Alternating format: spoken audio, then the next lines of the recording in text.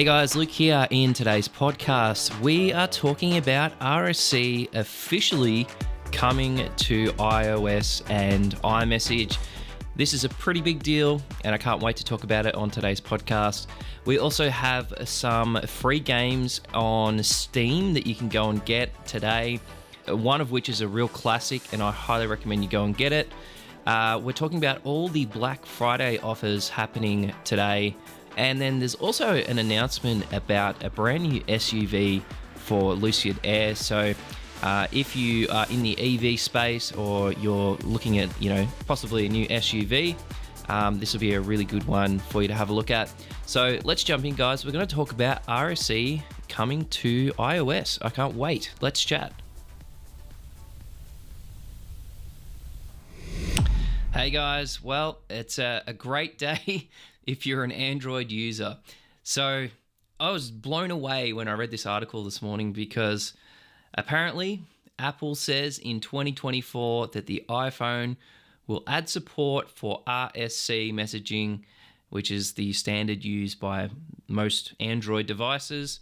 It says that later next year, we will be adding support for RSC, a universal profile, and that's the standard that's currently published by the GSM Association. It says that we believe the RSC Universal Profile will offer a better interoperability experience when compared to SMS and MMS, and this will work alongside iMessage, which will continue to be the best and most secure messaging experience for Apple users. So this is a big deal.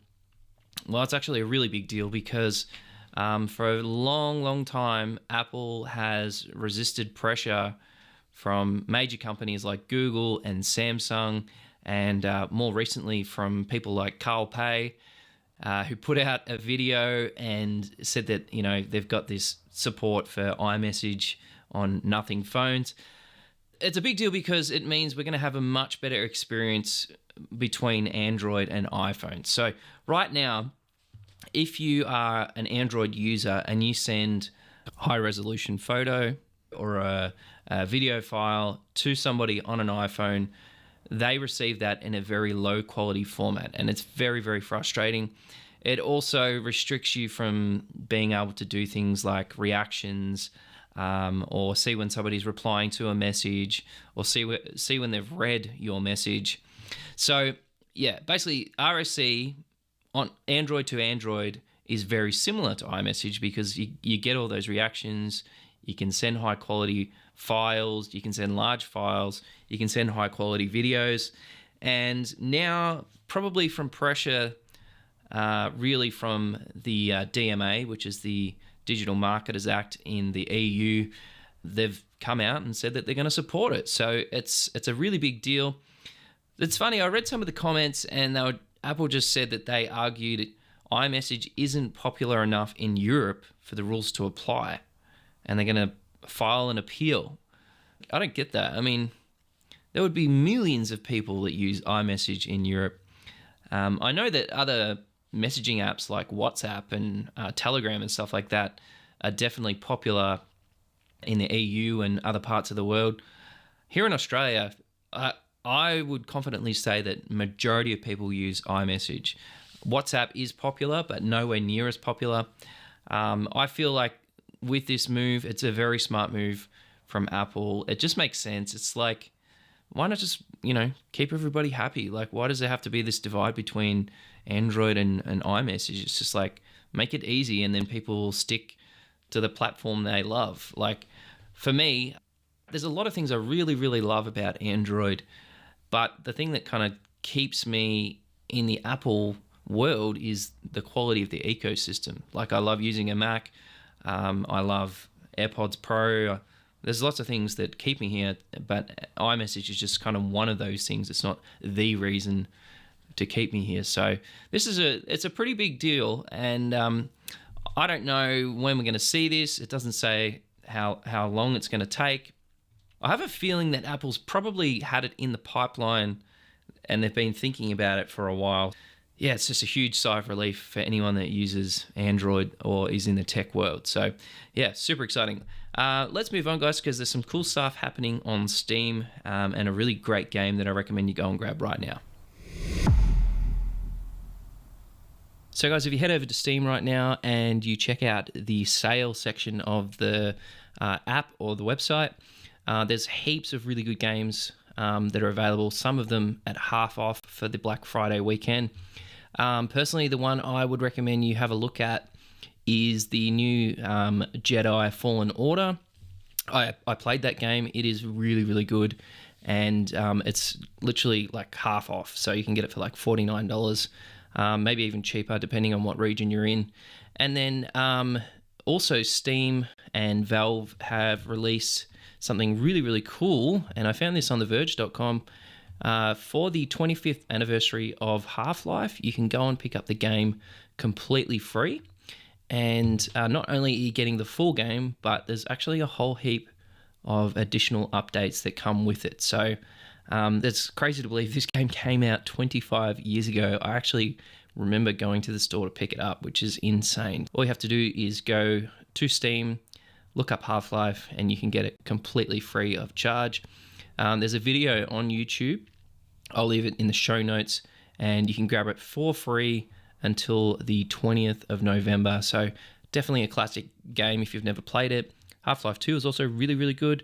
They never made a Half-Life 3, but Half-Life 1 and Half-Life 2 were both excellent in their own right. So there's also some additional multiplayer that you can grab that comes included with that bundle. So definitely a huge win if you want to play some old classic games over the Black Friday, Cyber Monday weekend. So yeah, let's move on to our next topic, which is the Lucid Air. They've got a brand new SUV.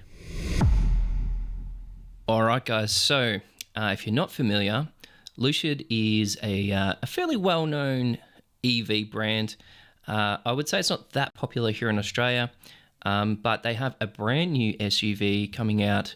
It's due to come into production in late 2024, but this SUV is called the Gravity, and it's really kind of trying to take on what Tesla and Kia and Mercedes are already doing in a pretty crowded marketplace, I would say. It looks amazing. Like, the actual design of the SUV looks incredible. Similar to the sedan, it's very sleek and modern looking, and some of the specs are pretty impressive. So we've got a 34-inch curved OLED screen, which does both the instruments and the infotainment, so it stretches right across the front section of the driver's seat. It can do up to 700 kilometers on a single charge, and it's also a 900-volt electric car architecture, so both very impressive. I think the 700-kilometer range is the best in class, so that's pretty impressive. What it can also do is accelerate up to 97 kilometers per hour in 3.5 seconds, super quick. And this is probably the thing that caught my attention the most, is that it can tow up to 2,700 kilos. So with a lot of the SUVs that have already come out, like Tesla and that type of thing, they're not typically great for towing. And most people wouldn't go out and look at an SUV that's electric that could tow a caravan or some sort of trailer. Now, if you are towing a trailer, you're going to see that range, that 700 kilometer range, drop quite significantly because you've got more drag, and yeah, that will obviously just drop the range of what the vehicle can do. Now, looking at pricing, there's a couple of different ranges that you can get, but it typically will start at 77,000 USD, which here in Australia is about 120 grand, and it can go all the way up to 138,000 or 220,000 here in Australia. So it is quite expensive, but for what you get, it looks really nice.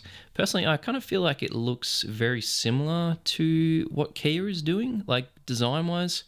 The front of the vehicle just reminds me of the styling that Kia has become known for. If you've got deep pockets and you're looking for an EV that has excellent range but can also tow, I think you should definitely go and check this out. Really good article on drive.com.au if you want to go and have a look at it. The picture they show is quite interesting because It's got like surfboards on the top, and it's got push bikes on the back on the tow bar. So maybe they are definitely going for that more family orientated SUV. But yeah, pretty interesting. All right, guys, so that's it for this podcast. I'll see you on Monday. Have a great weekend. Cheers.